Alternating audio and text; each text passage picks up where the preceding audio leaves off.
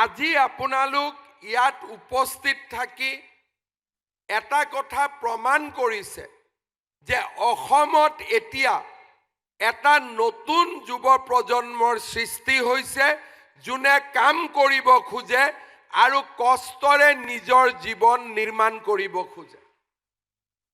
আজিৰ এই দিনটো আপোনালোকৰ এটা ব্যক্তিগত সফলতাৰ দিন, কাৰণ যেতিয়া হাতত 1 লাখ টকা পাইছিলোঁ, এনেকুৱা নহয় যে মনত ইচ্ছা যোৱা নাছিলে, কিন্তু আপোনালোকে সেই ইচ্ছা শক্তিক দমন কৰি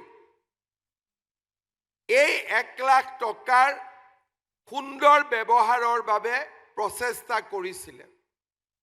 কেইবাটাও ভিডিঅ' আৰু কেইবাজনো ল'ৰাই বা ছোৱালীয়ে সামাজিক মাধ্যমত প্ৰকাশ কৰা সফলতাৰ কথা বতৰা আমি যোৱা দিনবোৰত নিজে প্ৰত্যক্ষ কৰিছিলোঁ।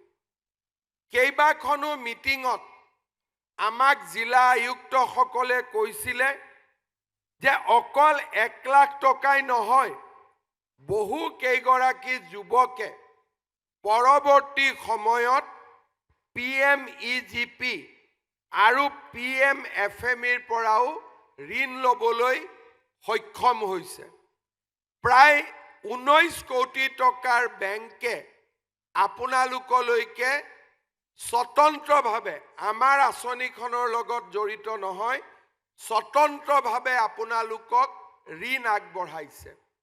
মই বিশ্বাস কৰোঁ এই আঁচনিখনক আমি যদি সঁচাকৈয়ে ইয়াক যদি আমি আৰু সুন্দৰ কৰাৰ বাবে প্ৰচেষ্টা কৰোঁ, আমাৰ বাবে, যুৱক যুৱতীৰ বাবে এটা নতুন দিনৰ আৰম্ভণি হ'ব। মই পোনপ্ৰথমে আপোনালোকক কেইটামান সকলোৱে জনা কিন্তু সাধাৰণতে আমি আলোচনা নকৰা কেইটামান কথা মই আপোনালোকক ক'ব বিচাৰিছোঁ। প্ৰত্যেক বছৰে আমাৰ অসমত 5 লাখ ল'ৰা ছোৱালীয়ে মেট্ৰিক পৰীক্ষা দিয়ে, আৰু মেট্ৰিক পৰীক্ষা নিদিয়াকৈ প্ৰায় 2 লাখ ল'ৰা ছোৱালীয়ে স্কুলৰ পৰা বিদায় লয়। তাৰমানে প্ৰত্যেক বছৰত অসমত 7 লাখ ল'ৰা ছোৱালী মাতৃৰ ঔৰসৰ পৰা জন্ম হয়, যাৰ কৰ্মসংস্থাপনৰ দায়িত্ব 18 বছৰ প্ৰৱেশ কৰাৰ পিছত সমাজে গ্ৰহণ কৰিব লাগে। এতিয়া যদি আপোনালোকে চিন্তা কৰে, অসম চৰকাৰত আমি যিমানেই চাকৰি নিদিওঁ কিয়, 5 বছৰত 1 লাখ দিব পাৰিম, 2 লাখ দিব পাৰিম, বহুত কষ্ট কৰিলে 3 লাখলৈকে গ'লোঁ। কিন্তু 5 বছৰত নিবনুৱা কিমান সৃষ্টি হয়? 35 লাখ। যদি 7 লাখ কৰি প্ৰত্যেক বছৰত আমি যুৱক যুৱতী 18 বছৰ বয়সক স্পৰ্শ কৰে বুলি যদি ধৰি লওঁ, এতিয়া এই আলোচনাৰ পৰা এটা কথা আমি বুজি উঠো যে চৰকাৰী চাকৰিয়ে আমাৰ যুৱক যুৱতীসকলক কৰ্মসংস্থাপন দি নিবনুৱা সমস্যা সমাধান কৰিব নোৱাৰে। ইয়াৰ বিকল্প কি হ'ব পাৰে? চৰকাৰ যেতিয়া নীৰৱে থাকে আৰু চৰকাৰে যেতিয়া ল'ৰা ছোৱালীৰ কথা চিন্তা নকৰে, আৰু চৰকাৰে যেতিয়া যুৱক যুৱতীসকলৰ সংস্থাপনৰ কথা চিন্তা নকৰে, ল'ৰা ছোৱালীৰ সন্মুখত বিকল্প কি থাকে? ভাৰতৰ বিভিন্ন জাগাত উদ্যোগীকৰণ হৈছে। আমি সিকিউৰিটি গাৰ্ড বা আন চাকৰি কৰিবৰ বাবে আমি অসমৰ বাহিৰলৈ যাম। কিছু ল'ৰা ছোৱালীয়ে খেতিৰ কাম কৰিব, কিছু ল'ৰা ছোৱালীয়ে সৰু সুৰা দোকান পোহাৰ খুলিব, আৰু কিছু ল'ৰা ছোৱালীয়ে হতাশাত নিজকে ধ্বংসৰ পথলৈ আগুৱাই লৈ যাব। এতিয়া আমাৰ সন্মুখত বিকল্প কি? চৰকাৰে একো নকৰিব আৰু আপোনালোকৰ সন্মুখত বিকল্পও নাথাকিব। সমাজত তেতিয়াই সংঘাতৰ সৃষ্টি হয়, সমাজত তেতিয়াই অশান্তিৰ সৃষ্টি হয়, আৰু মানুহে যিকোনো কাম কৰিবৰ বাবে প্ৰস্তুত হয়। আৰু আমাৰ মাজত এচাম লোক থাকে যোনে বিচাৰে যে ল'ৰা ছোৱালীৰ কৰ্মসংস্থাপন নহওক, ল'ৰা ছোৱালী হতাশাৰ যিটো বৃত্ত, হতাশাত তেওঁলোক হতাশগ্ৰস্ত হওক আৰু সমাজত নৈৰাজ্যৰ সৃষ্টি হওক। আজি বন্ধ, কালি পিকেটিং, পৰহি আন্দোলন, আনদিনা কোনোবাই হতাশাত বন্দুক হাতত তুলি ল'বলৈও কুণ্ঠাবোধ নকৰাৰ পৰিৱেশ এটা সৃষ্টি হয়। এনে দিনবোৰ আমি অসমে ওচৰৰ পৰা দেখিছিলোঁ, আৰু ই বহুত ক্ষেত্ৰত আমাৰ মাজত এই পৰিৱেশৰ যিটো চিকাৰ, আমি সকলোৱে এই পৰিৱেশৰ কৰবাত নহয় কৰবাত চিকাৰ হৈছিলোঁ। আমাৰ ৰাজ্যত ইয়াৰ বিকল্প কি? আমি কেইবাটাও বিকল্পৰ সন্ধান কৰিছিলোঁ। আমি অসমৰ ৰাইজক কৈছিলোঁ যে আমি 1 লাখ যুৱক যুৱতীক চৰকাৰী চাকৰি দিম। অহাকালি আমি আৰু 4,500 ল'ৰা ছোৱালীক চাকৰি দিম, আৰু সৰ্বমুঠ আমাৰ চৰকাৰৰ দিনত চাকৰি পোৱা যুৱক যুৱতীৰ সংখ্যা 1,65,000ত ভৰি দিব। যোৱা কেইদিনমান মই মিটিঙত কৈছোঁ যে যোৱাবাৰ আমি 1 লাখ যুৱক যুৱতীক চৰকাৰী চাকৰি দিম বুলি কৈছিলোঁ, আৰু আমি 1,60,000 যুৱক যুৱতীক চৰকাৰী চাকৰি দিলোঁ। অহাবাৰ আমি নিশ্চিতভাৱে চেষ্টা কৰিম যে 2 লাখ ল'ৰা ছোৱালীক আমি চৰকাৰী চাকৰি দিম। আৰু চৰকাৰৰ ভিতৰত কৰ্মসংস্থাপনৰ ব্যৱস্থা চলি থাকিব। কিন্তু আমাক প্ৰয়োজনীয়তা কি আছে? যে ভাৰতত আজি যি ধৰণে বিকাশ হৈছে, ভাৰতত উদ্যোগ আৰু বিশ্বৰ ঔদ্যোগিক অৰ্থনীতিত যুৱক যুৱতীৰ আজি প্ৰয়োজন আছে। পৃথিৱীখন লাহে লাহে এখন বয়সীয়া লোকৰ সমাজলৈ পৰিণত হৈছে।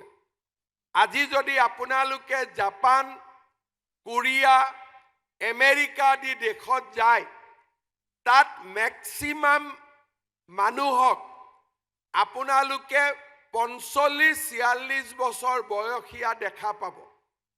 ভাৰতত ৰেলৰ ষ্টেচন, বাছ, ফ্লাইট, সমাজ, মিটিং আপোনালোকে দেখিব আমাৰ 27 বছৰীয়া যুৱক যুৱতী, অৰ্থাৎ মেডিয়ান এজ বুলি যাক কয়, গড় বয়স আমাৰ যুৱক যুৱতীৰ বয়স হ'ল 27 বছৰ আৰু অসমত যুৱক যুৱতীৰ মিডিয়ান এজ হৈছে 22 বছৰ তাৰ মানে কাম কৰিব পৰা ল'ৰা ছোৱালী আমাৰ ৰাজ্যখনত আটাইতকৈ বেছিকৈ আছে আৰু সেই কাৰণে আমাৰ ল'ৰা ছোৱালীক এসময়ত সিকিউৰিটি গাৰ্ডৰ কাৰণে নহয় আমাৰ ল'ৰা ছোৱালীক উদ্যোগসকল আহিব বেছিকৈ দৰমহা দিব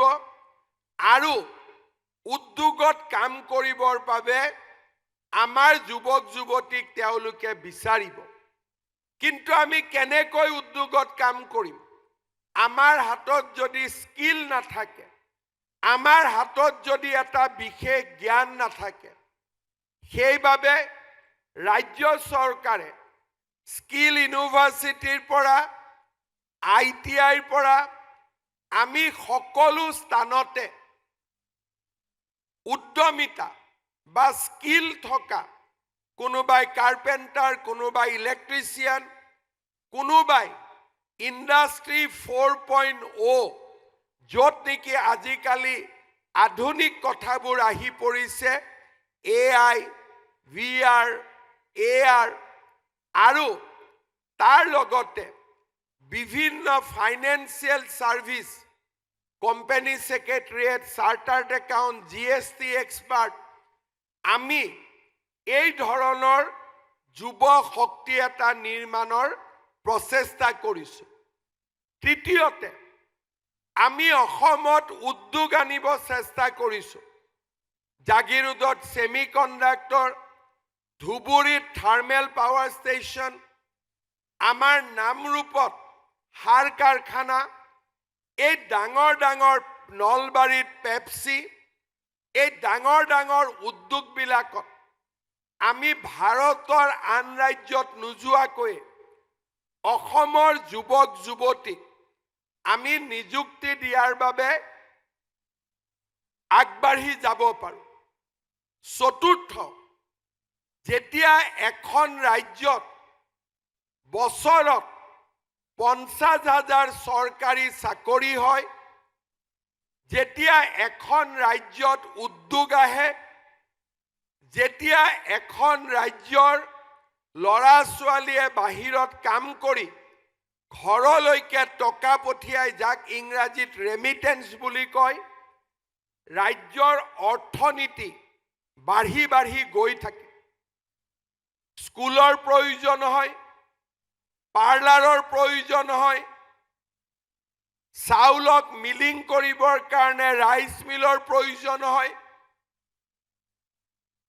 আজি মটৰ গাড়ীৰ প্ৰয়োজন হয় ট্ৰাকৰ প্ৰয়োজন হয় জেচিবিৰ প্ৰয়োজন হয় অৰ্থাৎ আমাৰ ৰাজ্যৰ অৰ্থনীতি বাঢ়ি যোৱাৰ লগে লগে আমাৰ ৰাজ্যৰ ভিতৰত আত্মসংস্থাপন সেলফ এমপ্লয়মেন্টৰ ৰাস্তা মুকলি হয় এখন যদি স্কুল আমি খুলো আমি 7 গৰাকী শিক্ষকক নিযুক্তি দিওঁ আমি যদি এখন বিউটি পাৰ্লাৰ খুলো 4 গৰাকী যুৱতীক আমি নিযুক্তি দিওঁ আমি যদি এখন অটো ৰিক্সা গাড়ীও কিনো 2জনৰ পৰা 3জন ল'ৰা ছোৱালীক আমি নিযুক্তি দিওঁ কেইবাখনো মেকানিকৰ দোকান আৰম্ভ হয় বিল্ডিং বনোৱাৰ লগে লগে বিল্ডিঙৰ তলত ফ্লেটৰ তলত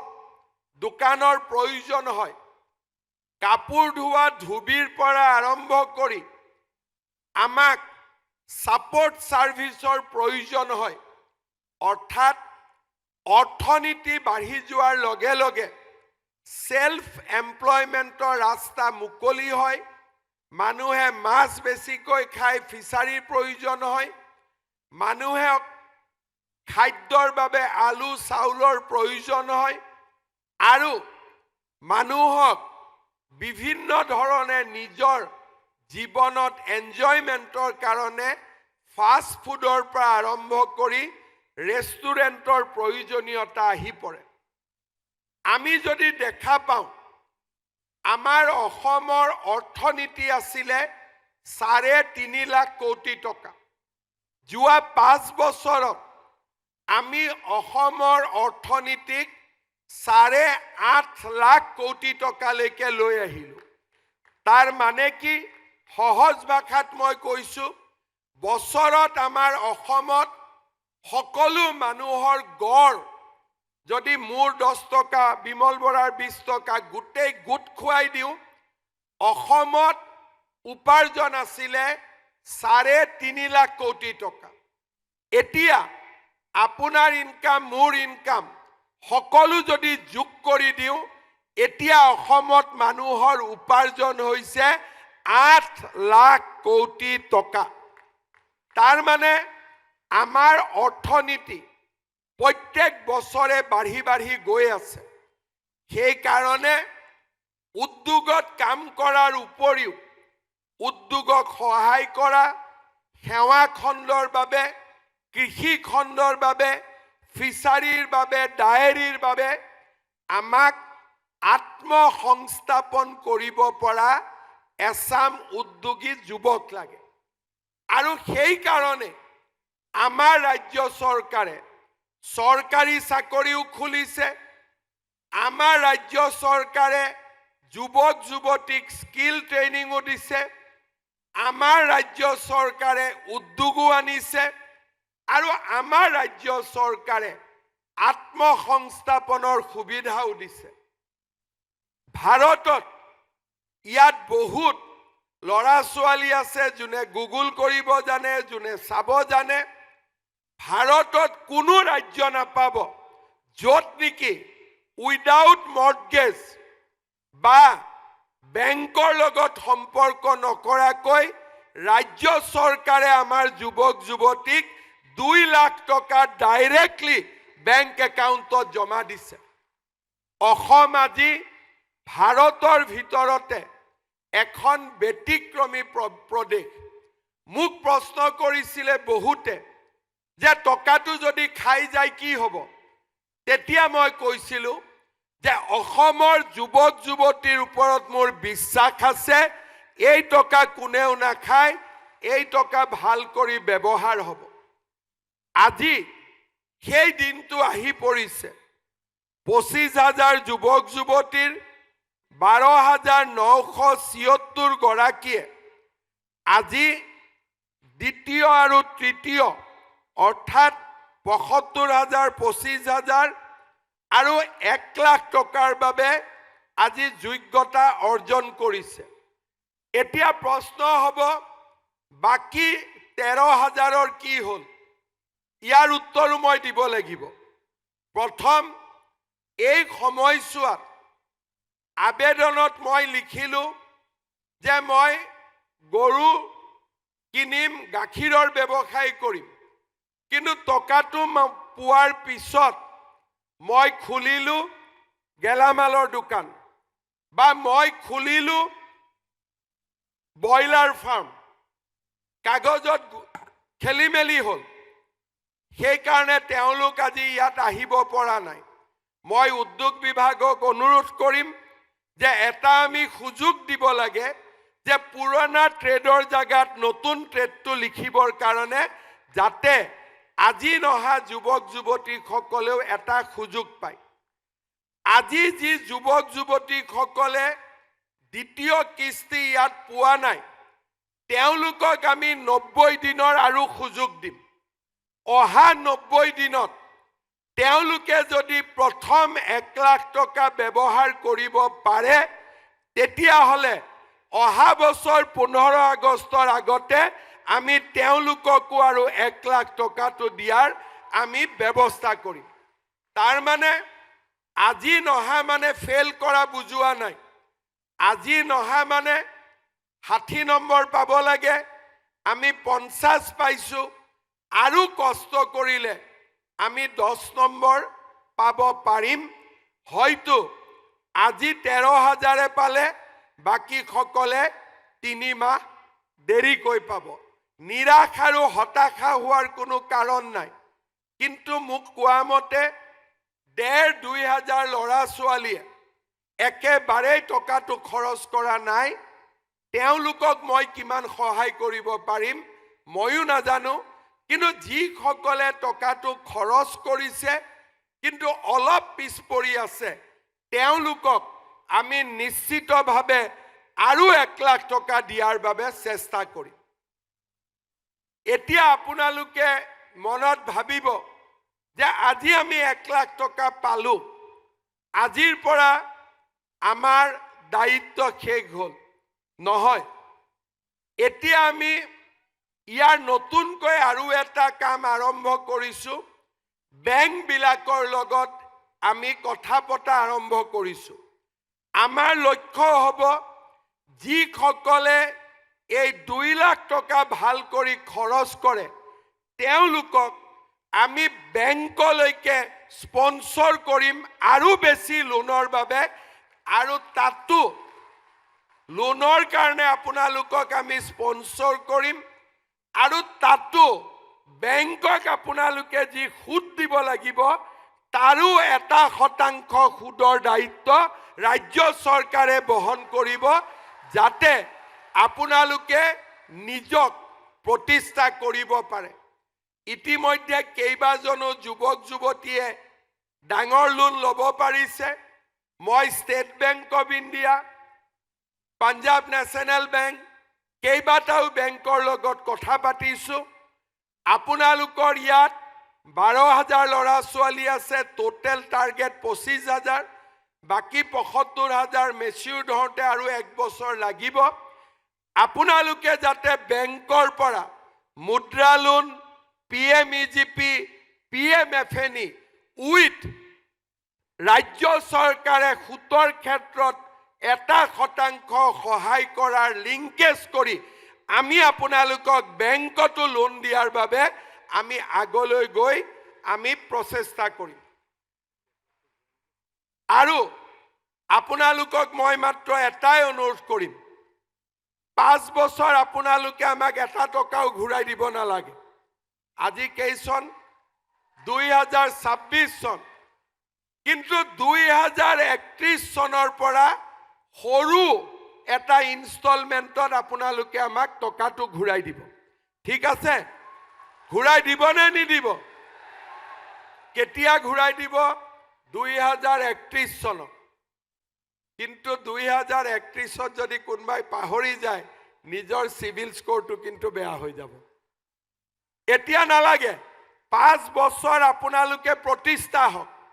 এতিয়াতো আপোনালোকক আমি আৰু দিম মুদ্ৰা লোন, বেংকত বোলে ইণ্টাৰেষ্ট 12%, তাৰো কিছু ইণ্টাৰেষ্ট আমি আপোনালোকৰ হৈ দিম, যাতে আপোনালোকে নিজক এষ্টাব্লিছ কৰিব পাৰে। কিন্তু 31ত আপোনালোকে লাহে লাহে সৰু সৰু ইনষ্টলমেণ্টত 5-6 হাজাৰ টকাৰ এটা ইনষ্টলমেণ্ট কৰি দিম। সৰু সৰু ইনষ্টলমেণ্টত আপোনালোকে আমাক টকাকেইটা ঘূৰাই দিব, যাতে এই টকাৰে আপোনালোকৰ ভাইটি ভণ্টিক আমি আৰু বেছিকৈ লোন দিব পাৰোঁ। ভাল হ'বনে বেয়া হ'ব?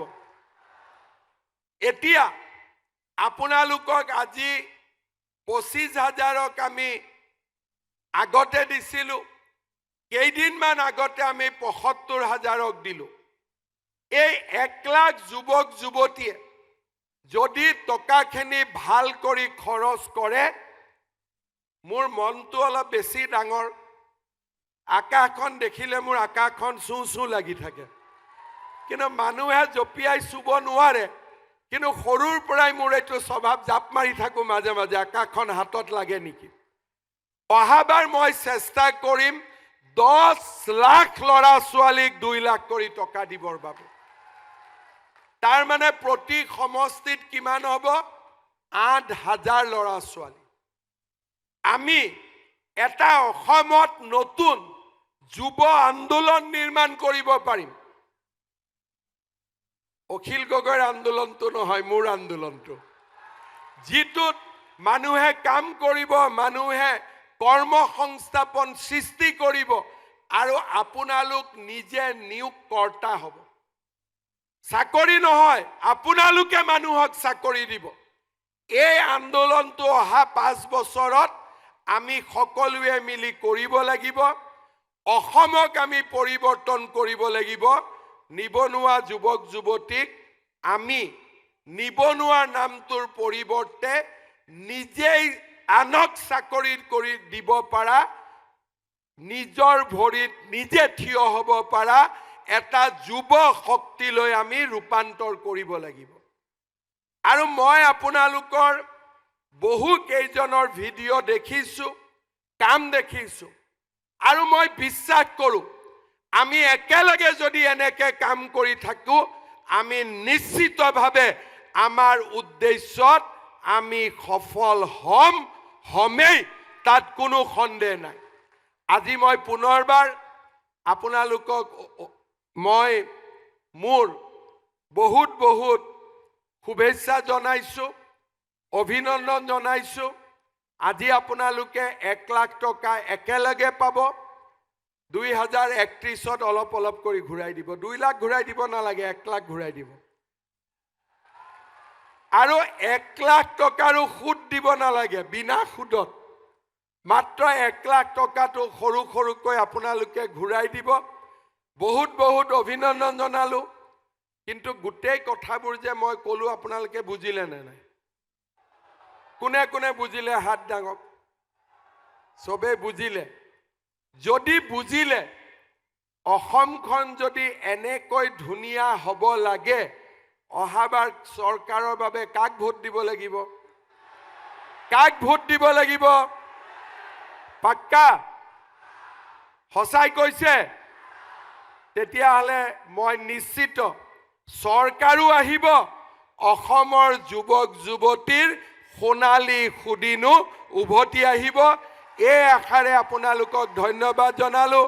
মোৰ লগত আকৌ এবাৰ ক'ব, ভাৰত মাতা কি, ভাৰত মাতা কি, বন্দে নৰেন্দ্ৰ মোদী, নৰেন্দ্ৰ মোদী, জয় আই অসম, জয় আই অসম। শেষত মাত্ৰ এটা কথাৰে সামৰণি মাৰিম। সকলো সফলতাৰ পিছফালে এছাম লোকে বহুত কষ্ট কৰে। উদ্যোগ মন্ত্ৰী Bimal Bora, additional chief secretary Ekka, আমাৰ কমিশ্যনাৰ ছেক্ৰেটাৰী লক্ষ্মণন, এনেকৈ বহুত ডাঙৰ টীম এটাই CM ফেলোসকলক লৈ আপোনালোকৰ বাবে কাম কৰি আছিলে। মই তেওঁলোকৰ বাবে আপোনালোকক এটা হাত চাপৰি মাৰিবৰ বাবে অনুৰোধ কৰিম। বহুত বহুত ধন্যবাদ। জয় হিন্দ, বন্দে মাতৰম।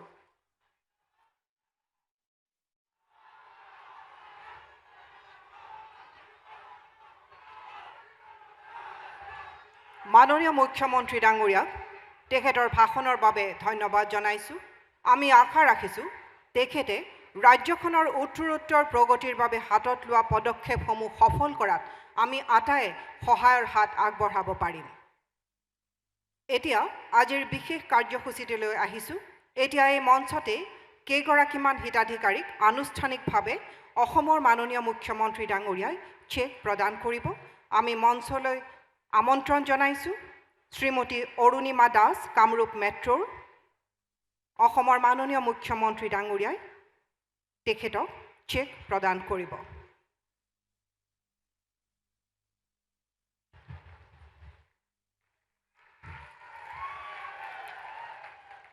অৰুণিমা দাসৰ পিছত মঞ্চলৈ আদৰিছোঁ ঋতুপৰ্ণ শৰ্মা, ওদালগুৰিৰ।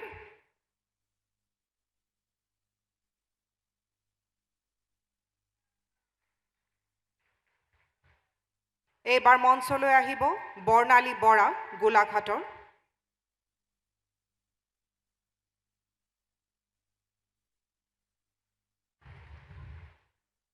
বৰ্ণালী বৰাৰ পিছত শ্ৰী হেমেন বৈশ্য, নলবাৰীৰ।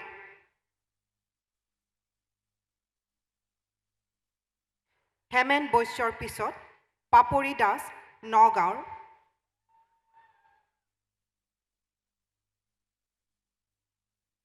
পাপৰি দাসৰ পিছত কাছাৰৰ বাপ্পা নাথ, তেখেতে চেক গ্ৰহণ কৰিব।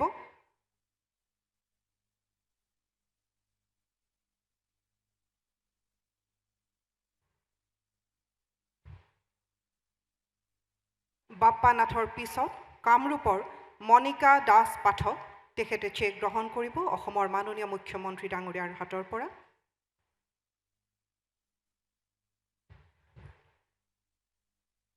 মণিকা দাস পাঠকৰ পিছত চন্দনা মণ্ডল বঙাইগাঁৱৰ।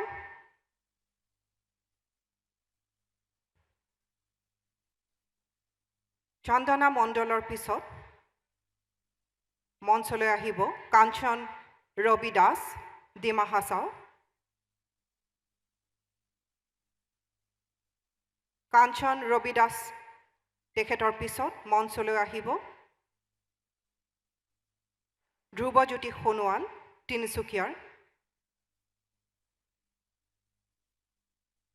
ধ্ৰুৱজ্যোতি সোণোৱালৰ পিছত মঞ্চলৈ আহিব দেৱলতা মুণ্ডা ডিব্ৰুগড়ৰ।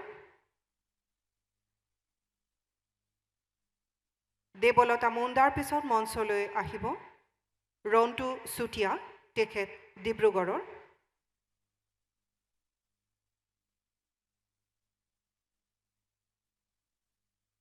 ইয়াৰ পিছত বিকাশ শইকীয়া শিৱসাগৰৰ। তাৰ পিছত আহিব ৰবীনা টিছপি কাৰ্বি আংলঙৰ।